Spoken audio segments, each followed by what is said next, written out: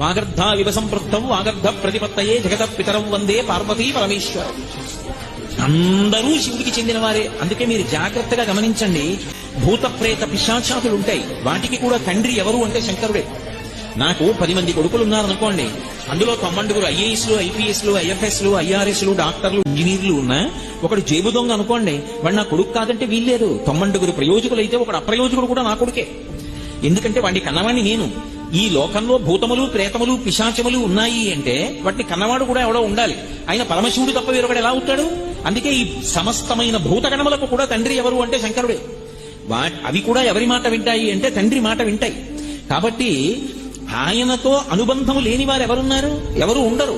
అందుకే శంకరాచార్యుల వారు కాశీ పట్టణానికి వెడితే అన్నపూర్ణమ్మ దగ్గరికి వెళ్లి మాతాచ పార్వతీదేవి పితాదేవో మహేశ్వర బాంధవా శివభక్తాశ్చ స్వదేశో భువనత్రయం అన్నారు. మా అమ్మ పార్వతీదేవి, మా నాన్నగారు పరమశివుడు.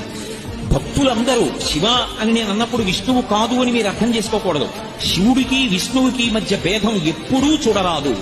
అందుకే సంధ్యావందనం చేసినా సరే మొట్టమొదట అడిగేది ఏమిటి అడుగుతామంటే శివస్య హృదయం విష్ణు విష్ణోశ్చ హృదయం శివ.